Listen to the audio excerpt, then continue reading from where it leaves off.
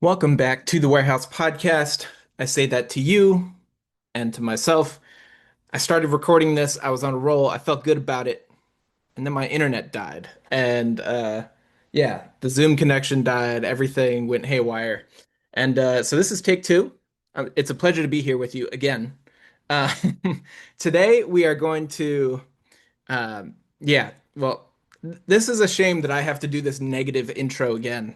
I have to say a bad thing again, but I do it for you because I love you and I love this Orioles team and I'm dedicated to meeting the moment, and it's a negative moment for the Orioles. Grayson Rodriguez, we are officially putting to bed. Not to say he ever got out of bed this season, but we are putting to bed. We are pulling the covers up. We are tucking in toes on his 2025 season. We are doing all of that because he is undergoing what is called elbow debridement surgery. He's going to miss the rest of the season. They say typically recovery is on the order of 180 days, which that puts him, tentatively on pace to be with us at the start of spring training next season. Should be all fine. We have known the Orioles to bring people along slow. If they decide to do that, ramp him up slowly, conserve that arm for later in the year, just fine. No issues with that. But it is a possibility. Um, I think, yeah, the couple things I wanted to do is, I mean, just A, like talk about what the surgery is. B, wanted to kind of establish some historical precedent. Um, and then C, just kind of wish him well, which we will do. I'll do that at the end. And then, we're gonna move on, and I wanted to kind of talk about the current state of the Orioles and what we're watching nowadays, what you can kind of hold some intrigue for, I guess. We're in a bit of a weird spot, obviously. Um, After the trade deadline, this team is not what we thought it was going to be. We just gave up like 8 runs to the Phillies in a single inning to blow ourselves out of a nice competitive 3-3 ball game. So unfortunately, um, I don't have a a spiel coming to you where I'm gonna say, I think this team can get back in it. We can fight for a wild card. Obviously that's not where we're at nowadays. But there is some interesting stuff. Going to chat a little bit about particularly the bullpen. Um, Everyone thinks it's completely in shambles. I don't necessarily agree, particularly when we come around to next year. So we'll take a quick look at that, and yeah, let's get into it, I guess. So elbow debridement surgery.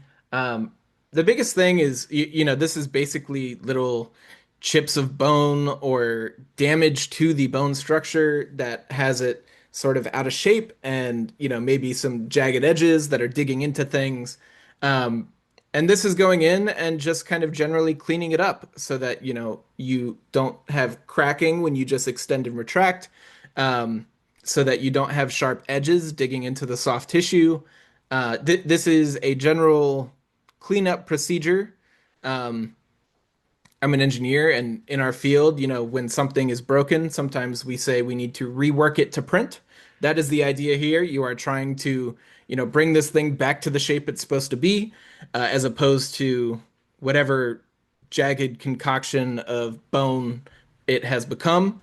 Um, so I was in the Orioles on the Verge patron chat. We'll always shout them out. They have a great community over here. Um, I was chatting in there. A couple people brought up some scientific articles that had done studies on throwing athletes and the, uh, return to play performance of those people, the rate at which they return to play, fastball velocity, even for MLB pitchers. Um, Over 80% of guys return within a year. It was a like pretty strong rate of, usually this goes cleanly, and they are once again playing Major League Baseball within a year, so that bodes well. Um, One thing that was noted was it was correlated with a like I think it was a 3 mile an hour decline over 3 years, or maybe 2 mile an hour decline over 3 years in fastball velocity. I think the thing I would caution here is that this was only 40 players, so there is, and they didn't speak to the age of the sample size or anything like that. We know there are a lot of other factors that can contribute to a reduction in velocity. So maybe some old guys were in this and lost 5 miles an hour because it was their age 32 to age 35 seasons or whatever. um so don't like necessarily take it as gospel that in 3 years Grayson Rodriguez is going to be throwing 92. I'm not saying that. Just kind of giving some context here. There is a loose correlation with a little drop in fastball velo over the next few years. But by and large, people do come back from this. They do return healthy. They do continue to play. Um, there was another loose correlation with some like future elbow injuries. Once again, I'm not totally convinced that that's a indictment on Grayson's future or anything like that. He's obviously been injury prone, and this has clearly been hurting him, but certainly could come back healthy. So in going ahead and looking at this and thinking about this, I found a couple prominent names. For those of you on YouTube, you can look at my tab grouping and you can, spoil it for yourself if you're so inclined, you can do that. But I went ahead and found a couple names that are notable and had very, very different outcomes. And, I'm not trying to lead you in any direction. I'm just trying to say there is a wide range of stuff that can happen. Um, so the first one, Brandon Morrow, if I'm remembering correctly, started with the Mariners. Yeah, yeah, started with the Mariners, went to Toronto, San Diego, Dodgers, and then the Cubs. Um, and had been a fine starting pitcher, transitioned into relief. His fastball played up. He became one of the best closers in baseball. Um, December of 2018, MLB.com, Jordan Bastian has an article. Morrow had elbow surgery, may miss the start of 2019. And I was like, okay, he may miss the start of 2019. Pulled up the old BB ref page, and I was like, how'd he do the next year? And sure enough, there was no next year. He never played again. Truly unfortunate. This was in the midst of uh, I believe, a 2-year contract covering 2018 and 2019, with a club option for 2020. He obviously got the buyout on the club option and in 2019 never played. Uh, Truly unfortunate. This sounds like it was probably worst case scenario, had other things going wrong with his body. The other one is super, super positive. Yu Darvish, back when he was with the Cubs, again, this was reported in December of 2018.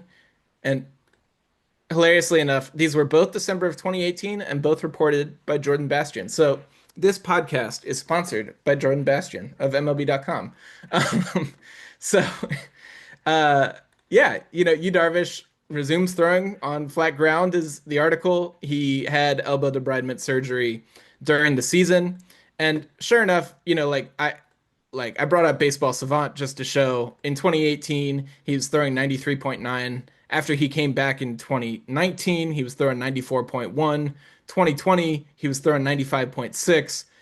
2021, 94.3. Okay, it started coming back down a little bit, but the next, 3 years of Major League Baseball, he was throwing harder. Um, Next 4 years, 2022, he was back up to 94.9. Yeah, so like Yu Darvish has been fine, and he has obviously been wildly successful. He has had plenty of success spinning the baseball, like contorting this elbow in weird ways. Like Yu Darvish is a great pitcher. He had this surgery and came back, and he has had some injuries, of course, but continues to perform whenever he is on the field. And that's not to say they are all related to his elbow. So wanted to just give the two sides of it. Um, Grayson is somebody who obviously has struggled with injuries. This has been something, well, this injury in particular, he said has been bothering him for 3 or 4 years at this point. So who knows how much that contributed to anything else. But fact of the matter is that um, you never know quite what you're going to get from him. The hope is certainly that when we clean up, the bone in his elbow to whatever extent they're going to, that will hopefully get the rest of it functioning properly. But that's also to say, like, this is not the only injury he's had. He originally went down with a lat injury here. There's all sorts of stuff.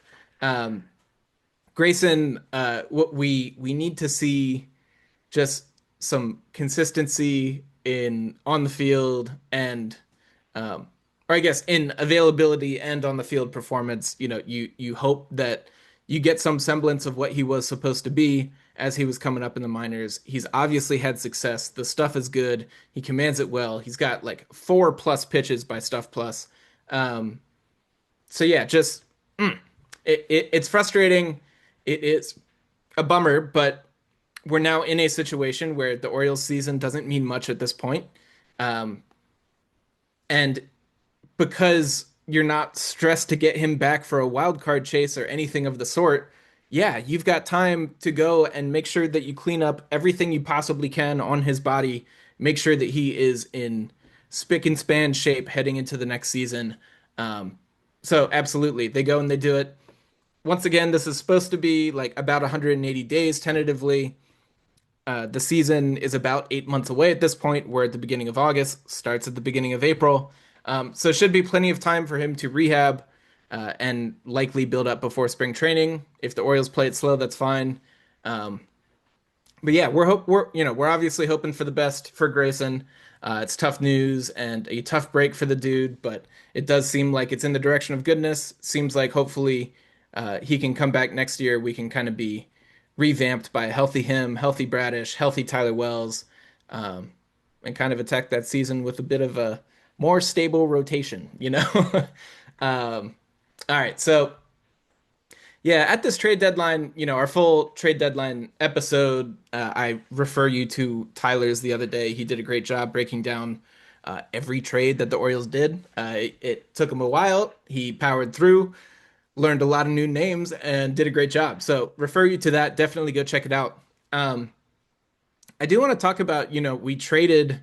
I think this is particularly on the brain um, because I just saw the Orioles lose a miserable, miserable baseball game, giving up so many runs in the late innings and just yeah, blowing it. Very, very frankly, that is a thing that happens. But saw a lot of reactions online as to this bullpen is in shambles. This whole team, like we have thrown the season. Da da da da. Anyway, it's not like the season was ever in our possession to throw.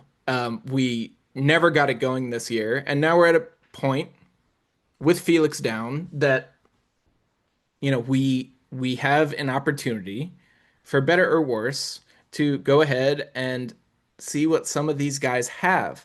Um, I if you're with me on YouTube again, you can see like I've got roster resource from Fangraphs up. This is the preeminent depth chart tool for MLB. If nobody knows it, once again, that's roster resource. Um, and hilariously, it has Keegan Aiken as our closer. Keegan Aiken is not a true closer. He is. It's going to be by committee, of course, some combo of Aiken and Cano, and probably working in a few others. But um, the bullpen, as it currently stands, is Keegan Aiken, Yennier Cano, Kade Strowd, Grant Wolfram, Corbin Martin, Dietrich Enns, Yarmil Geraldo, and Elvin Rodriguez. Um, it's kind of fascinating. Like that these guys were acquired in a number of ways. Like we even just got Dietrich Enns from Detroit after they DFA'd him, and I guess the thing to say is these guys are not without intrigue, and I think a testament to the Orioles is that they really have been pretty good at developing a cohesive package of a bullpen from scraps to an extent. And this is the way that a lot of modern bullpens are constructed. Very frankly, they are taking starters who never made it, and they're like, yeah, let's throw you in the bullpen and give you an extra 4 miles an hour. Um, they're taking castaways from other teams and seeing if they can tweak just a little bit. Grant Wolfram was that. Dietrich Enns was that. Elvin Rodriguez was that. Corbin Martin was that. So, a lot of guys who were not favored on other teams, and we saw something in them. Um, and then, there's somebody like Kade Strowd, who we drafted in 2019.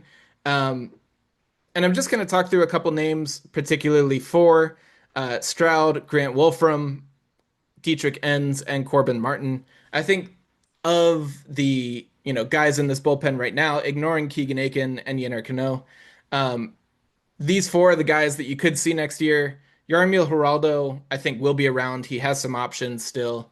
Um, the guys at On the Verge are particularly fans of him. I'm fine with it. I'm not trying to knock Geraldo by omitting him here. Um, I am not as much a believer in him, and this is not based on a whole lot. I am looking at stuff numbers above all else. He has a 94 stuff plus on the year. Location is fine. Um, but and just kind of the eye test, he hasn't really popped for me in the way that some of these other guys have. Um, so I will uh, I will certainly open the possibility that Yarmil Geraldo shows out next year and is a staple in the Orioles bullpen, and I have to eat my words. But as of now, I don't see it quite as much. Um, that said, we'll get into it a little bit. Wanted to point out Kate Stroud, just looking at stuff plus here again, 111 on the fastball. He has two other fastballs in the cutter and sinker, both rate out just above 100. 101 on the sinker, 103 on the cutter. The slider is showing 157, curveball 137. Showing the Savant page, you can see very, very clearly, like he has the ability to spin the ball. His sweeper in particular, 15.6 inches of break at 85 miles an hour. That's pretty huge, and maintains really good velocity for a sweeper, which is typically a bigger breaking ball. The cutter is kind of interesting. It's a little bit more, I guess, slidery than a typical cutter. Um, because he has the bigger sweeper and does not have a short kind of bullet gyro shape of a slider, I think it makes sense the cutter has some room to expand a little bit, to get a little bit bigger without any issues.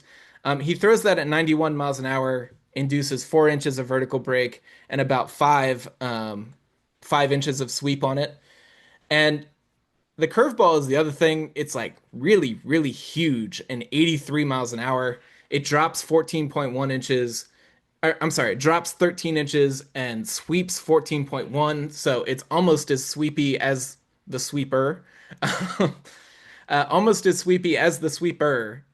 Only a couple miles an hour, like 2 miles an hour slower, but also is dropping, an added 13 inches. So really big shape, still maintaining good velocity. You see, average right-handed pitcher curveball is 80.6 miles an hour. This is dropping more and sweeping more than average. Um, Pretty impressive pitch there. And once again, like rewarded by Stuff Plus. They call it a triple plus pitch, almost quadruple plus, with a 137 rating, and the sweeper slider at a 157. So, like, this is really, really big time stuff. I think the thing you have to note with Stroud is, yeah, it's a 95 location plus. The locations are not perfect, but the stuff is so good that it will still work.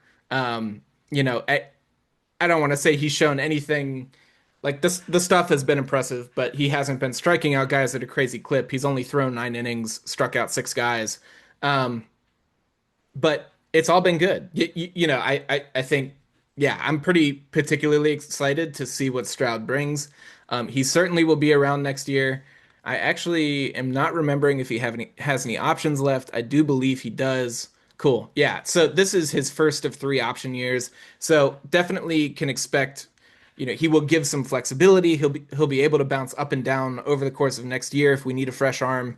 Um, and the stuff is legit. It's 95, 96 miles an hour. It is big time sweep, big time curve. Um, Excited to see what Cade Stroud continues to bring. Next dude I wanted to look at is Grant Wolfram. Wolfram, yeah, we got him from Milwaukee, if I remember correctly. Yeah, got him from Milwaukee earlier this year. Brought him down into the minors. Shout out Vivek Shukla. Vivek, was on his tail the whole time, pointing out he went like a month and a half without giving up a run. Um, so it, it's kind of interesting. The stuff numbers on the fastball are actually not that great. I will point out, like sinker is 95.9, four seam 95.6. So it is pretty big time velo. Came in tonight, first pitch 97 miles an hour. So the shape is not totally optimal on them. Um, Stuff wise, the four seam gets a 93, the sinker gets a 97, but you move past that, and that's where you start to see a little bit of magic, right? He, excuse me, uh, yeah, two big breaking balls that are really both pretty good. The slider at a 114, curveball at a 122, and then it is showing a splitter here that's not showing up on Savant. I'm not quite sure why.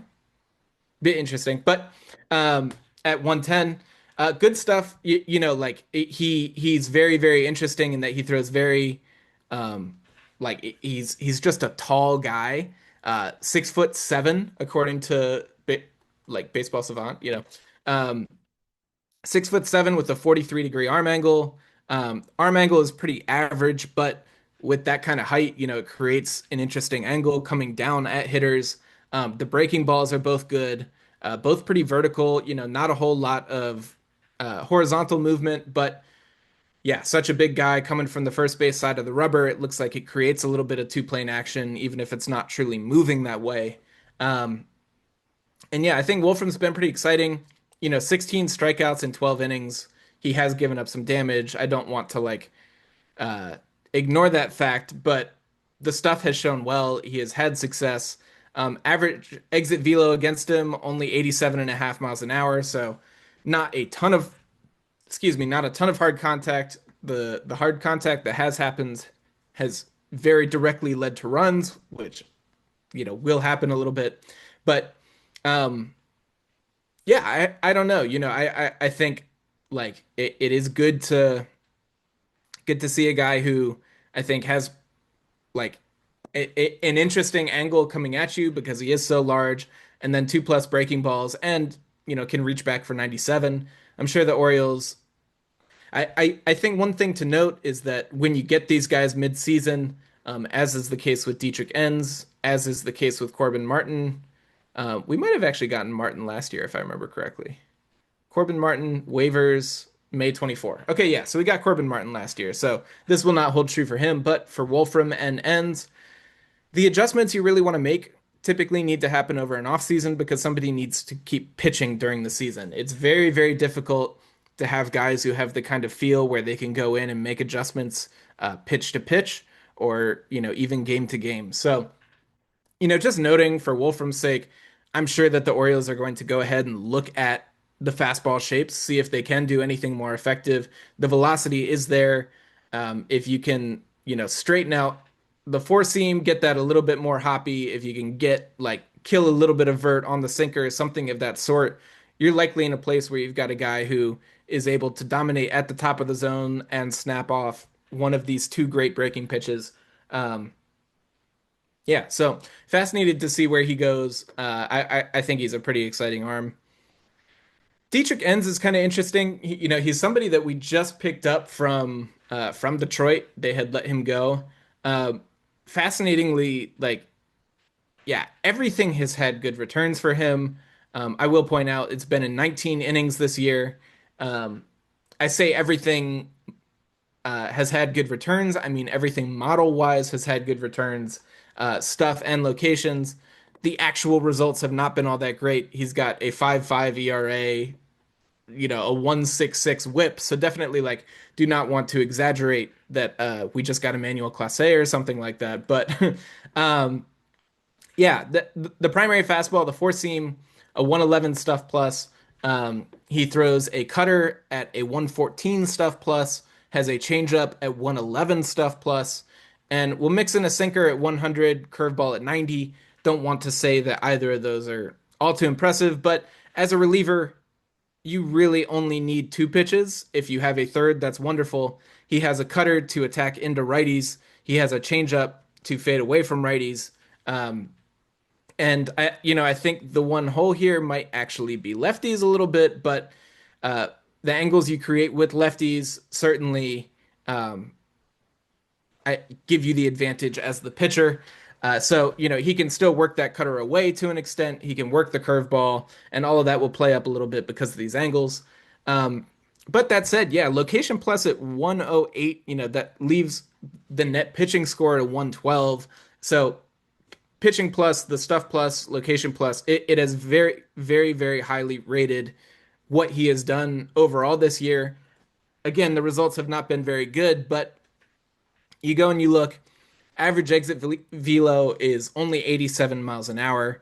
Um, Chase rates almost 35 miles an hour. So, more than one of every pitches that he throws out of the zone, hitters are going to chase at it. He hasn't walked like anyone, 4.6%, hasn't given up any barrels. Hard hit rate is super low. So, there is, I think, really a lot to like here. It's kind of fascinating, and I'm super, super curious to see what the Orioles do here. Looking at the actual repertoire, I think the main things to point out, it is that fastball. It's not super, super fast. It's 93 miles an hour, which is just above average for a lefty. But it's got pretty good vert, 17.3 inches of IVB, of hop on that fastball. And then the changeup, he like really, really, really kills that vert very, very well. And I think the other thing to note about it is it does not have a whole lot of horizontal movement.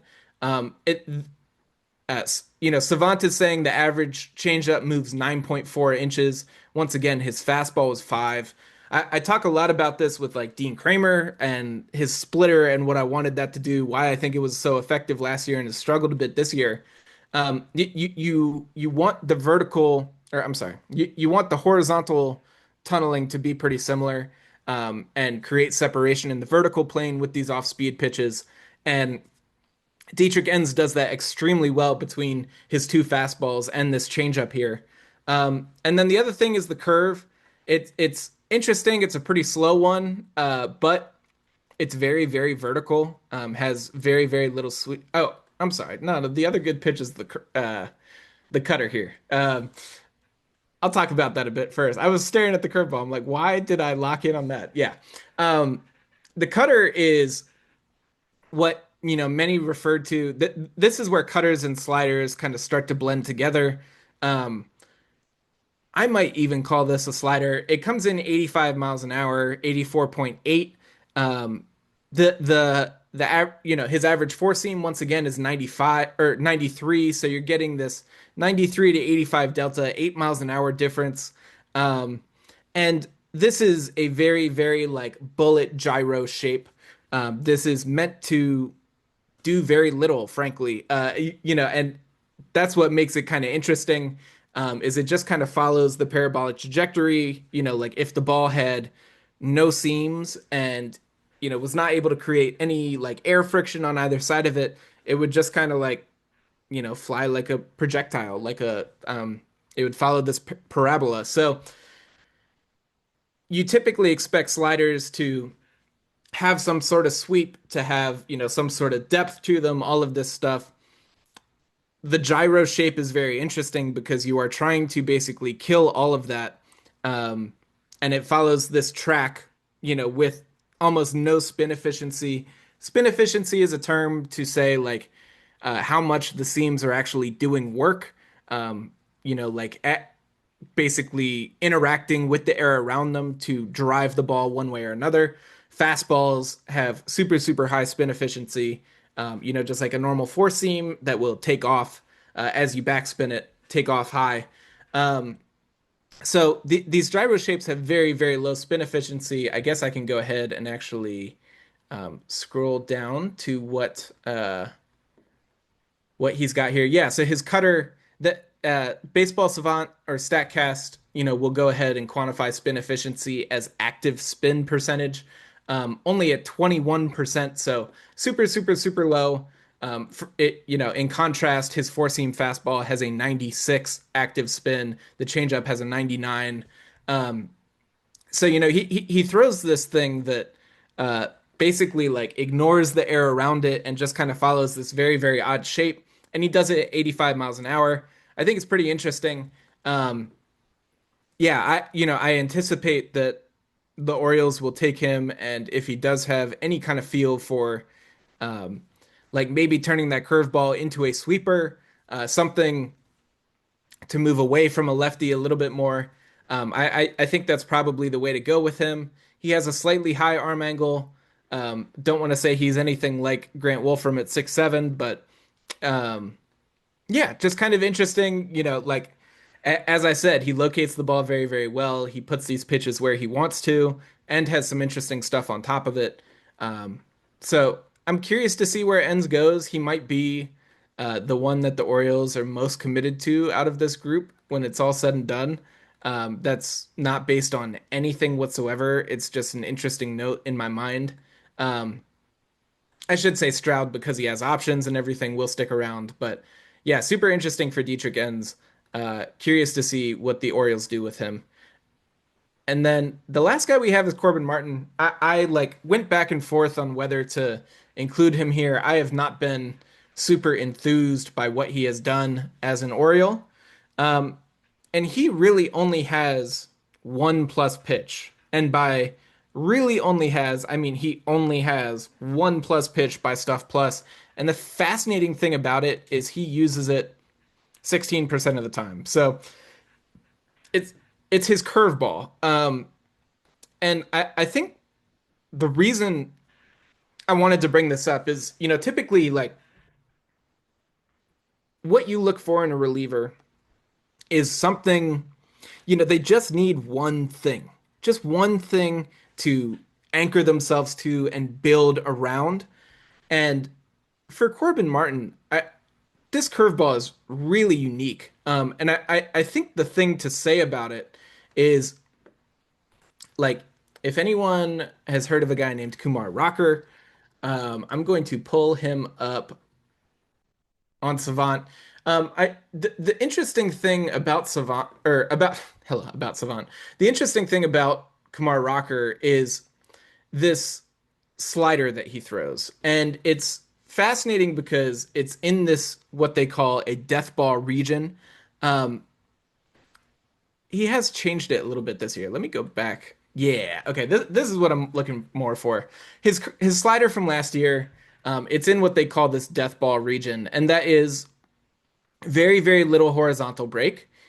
His averaged zero point 0.7 inches, so virtually no horizontal break. It's got 4 inches of drop on average, so just a little bit down, and 84 miles an hour.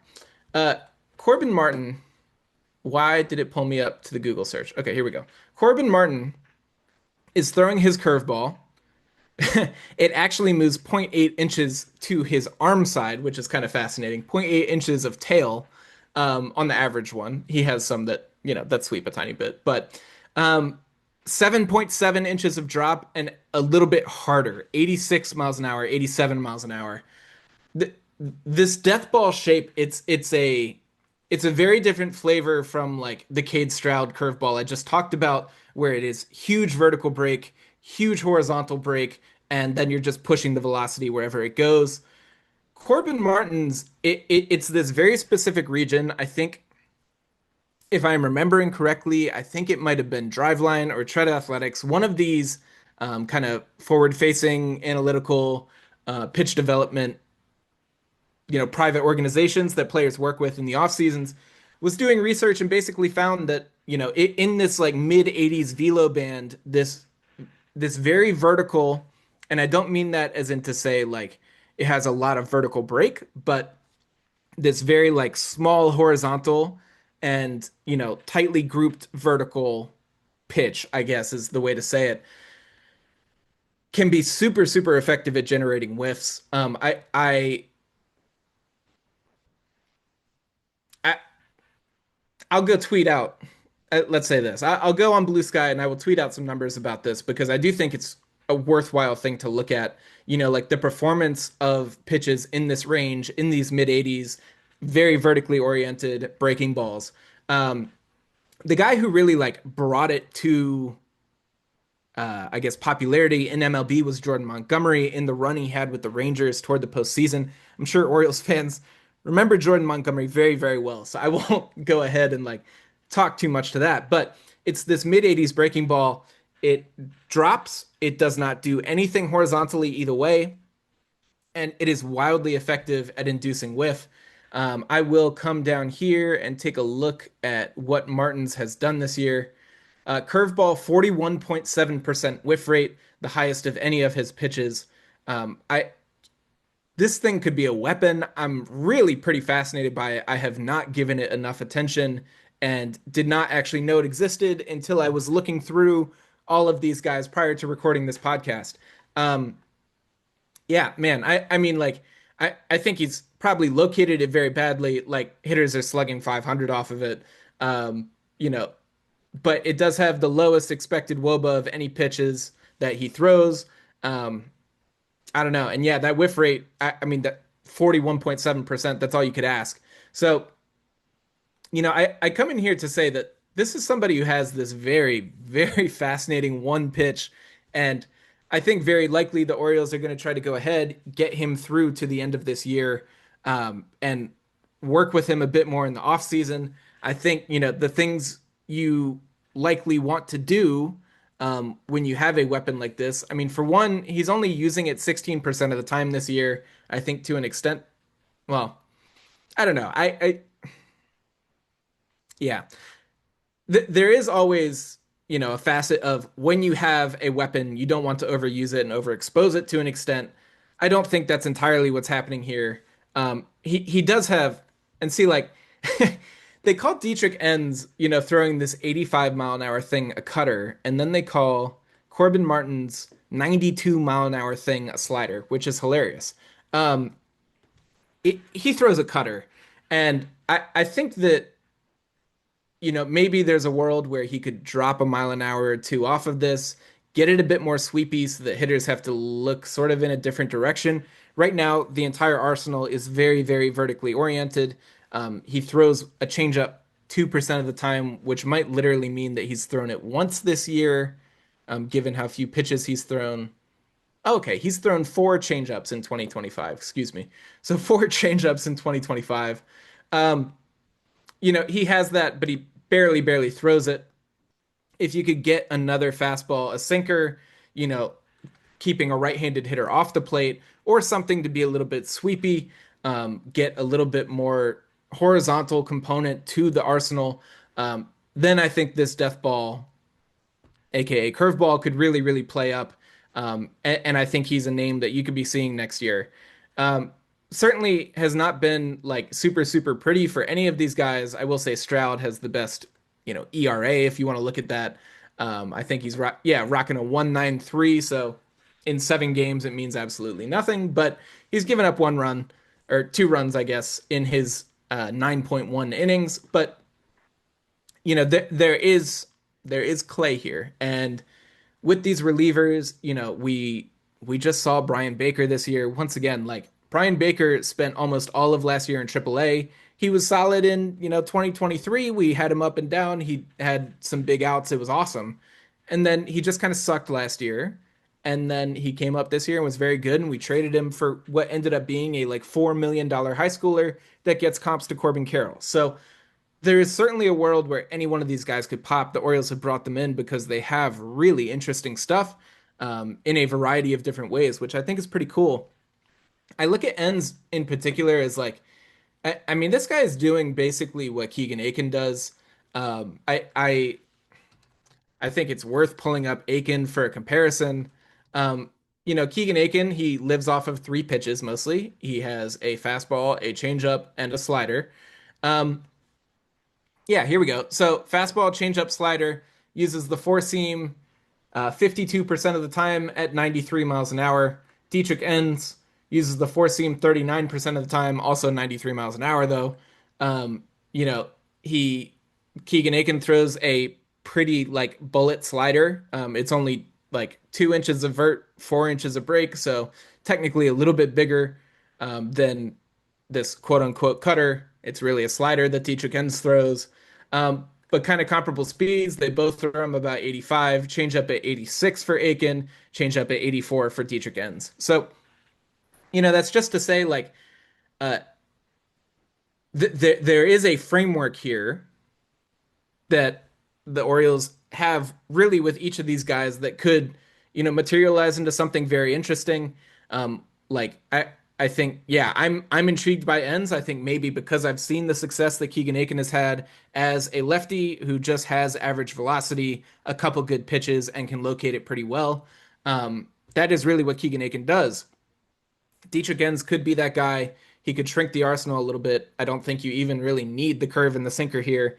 Um, yeah, it's interesting, and I think this is a super super cool little runway that the Orioles have these 2 months to go ahead and experiment, give these guys some exposure, try to make some adjustments in real time, but mostly get them to the offseason where you can continue to work with them. And then next year, if you take a look at where you are, you know, assuming Felix will be healthy. You have Felix, you have Cano, you have Aiken, Tyler Wells will be back. You have the likes of all of these guys. You have Chase McDermott. You have a lot of the names that we got at the deadline, as Tyler brought up to you.